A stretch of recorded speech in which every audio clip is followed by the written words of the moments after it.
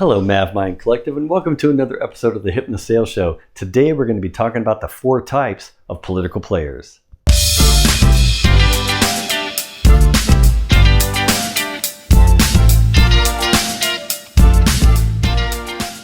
All right, and I've already have videos out right now you can watch about understanding political, like office politics.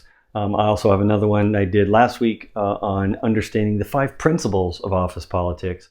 And so if you want to get good at office politics, watch those. And then now this one is about the political players and understanding the 4 types of political players. Believe it or not, there's office politics where you work. And if you're denying it, then you are not a political player. You're going to be graphed out on this graph I have today, and you fall into one of the categories I'm going to show of the 4 types.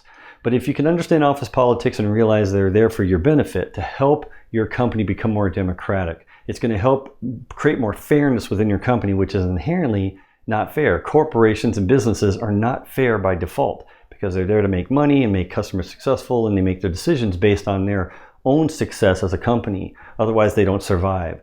So you have to realize that office politics can help make it more democratic and make it more fair if you know, if you first accept the fact that there are office politics there and that you become a good political player yourself.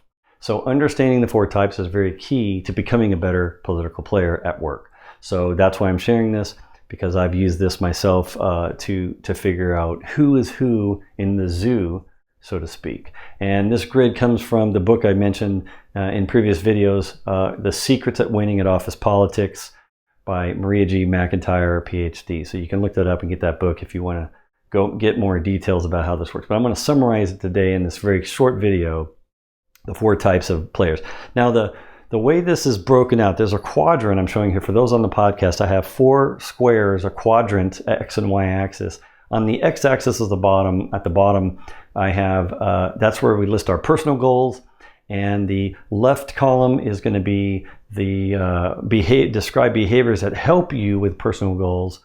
And then if you behave in a way that hurts you and prevents you from achieving personal goals at work, that's going to be the right column. So if you behave in such a way that it hurts you from personal goals, you're going to be in the right column. If you perform in such a way and behave in such a way that you help yourself to achieve your personal goals at work, then that'll be the left column. The top row is going to be the behaviors that help you with achieving your professional goals. So if you behave in such a way that to achieve your professional goals, you're going to be in the upper row, top row. And if you're in the bottom row, you're behaving obviously in ways that hurt you and prevent you from achieving your professional goals. Okay, so that's how the grid is divided up. So let's start with the lower left-hand corner one, the lower left-hand. I'm sorry, if you're facing this, it's the lower right-hand, lower right-hand corner, which means that the person at your company that behaves in such a way that they hurt themselves personally and professionally from achieving their goals. They prevent themselves from achieving personal and professional goals, typically will be what we would call a clueless person. Clueless person when it comes to office politics. So again, this is a political player. They're a clueless political player, or what Maria in her book calls a dimwit. She calls it a dimwit. I like clueless. I think that's a better description. They just don't have a clue about office politics, or they just don't care. They ignore it. They could care less. They couldn't care less, and they usually just let other people deal with the politics, and they just go about doing their job. But politically speaking, they end up hurting themselves, or they're preventing themselves from achieving personal and professional goals as a result of refusing to be a political player at all, to ignore it, to pretend it's not there, to put the fingers in the ears and just go la la la, and they just don't care at all. So that's a clueless person. So there are people at your job that are clueless about it. When you talk to them about politics, or you talk to them about their personal professional goals, they're just in their own world, and they don't really, usually the loner types. They don't really have relationships with other people. At the company, they just kind of stick to themselves, or quiet, they're shy typically too. So any number of these types of behaviors and attributes, you could usually identify the politically clueless person from a political perspective.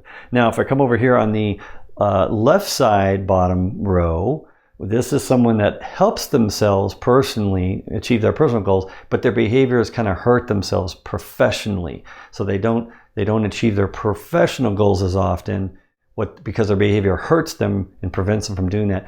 But they do typically help themselves personally, and this would be an egocentric. So an egocentric political player is someone that's looking out for themselves only. They're very selfish. They're sociopathic in behavior in such ways politically, not real life. They're not real life sociopaths, but politically speaking, they tend to be just absorbed in themselves. They're only making decisions and manipulating the system, manipulating people sometimes politically in order to leverage their political power for their own benefit, but they end up harming the company, and they're not able to achieve their professional goals as a result. They're kind of dinged for it, for being too forceful and kind of taking advantage of their leadership and their power of their position, and they end up harming, and they violate one of the 5 principles I talked in my last video last week. One of the 5 principles is, whenever you advance your political interest, your personal interest, don't harm anybody else or don't harm the company as a result. That's violating a principle, and therefore you lose your political power that way.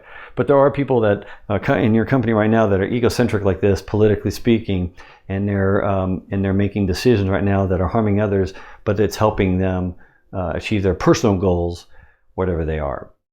Now, if I come up here to the right, upper right, this person up here typically behaves in such a way that they will hurt their personal goals. They'll hurt themselves from being able to achieve. They prevent themselves from achieving their personal goals, but they actually will achieve their professional goals.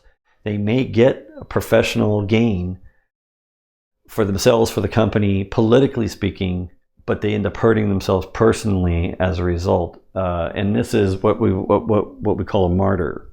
So this is a martyr.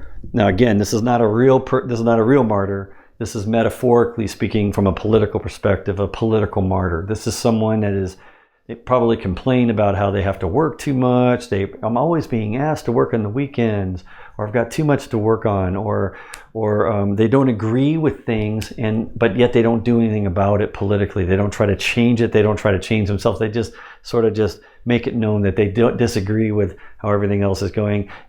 But I guess I have to do it. I guess the company needs me to do it, so I will put in the hours this weekend.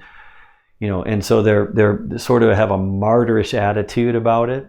And they usually create allies with the wrong people politically to get what they need personally, but they'll get what they need professionally. They might get a promotion out of it. They might get a benefit to them personally, from professionally, but personally they're sacrificing too much of their own personal goals in order to get that professional gain politically. Okay, so that's considered a martyr. And I'm sure if you think about people at where you work, you could probably pick out one or two that are sort of like that. They get these professional gains politically, but it's at the expense of their own personal gain. And so they sort of end up complaining about their personal life and personally what they're losing all the time, even though they're getting promoted or getting other things that they want, raises and stuff like that, because professionally they're getting what they need. And then the last but not least, up in the upper left-hand corner, this is the person that behaves in such a way that they are able to achieve their personal and professional goals politically. And this is called a political winner. So this is what I want you to be. I want you to become a political winner so you can get better at office politics. And this is the person that's going to listen to everyone, figure out everyone's agenda, share their agenda openly. They're going to try to create a very democratic way of deciding on things. They're going to gain political power the right way by not harming anyone, by following the 5 principles of office politics that I shared in my last video. And they're going to help the company and help other people in the team first before they help themselves. They're going to help other people in order to invest their time and effort in creating what's called political capital in other people in order to be able to then leverage that political capital when it comes time for them to get what they need. So they always ask second and go last, but they always help first.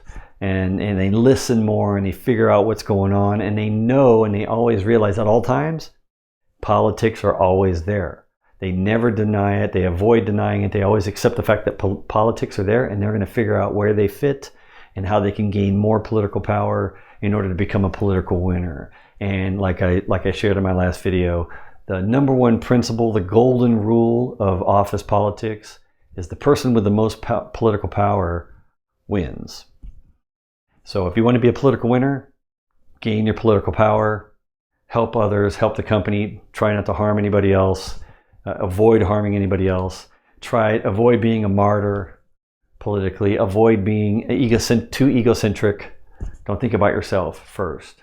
And last but not least, of course, always have a clue and always be aware of where the politics are and how you can help foster that sense of positive, open politics and agenda sharing and helping each other at work get what each of you need out of the experience of working there. Thank you for watching. I know you find value in these videos, didn't you? Now, if you, like me, are in a customer-facing role, you want to get better every day at what you do, but you don't have to watch another video if you don't want to.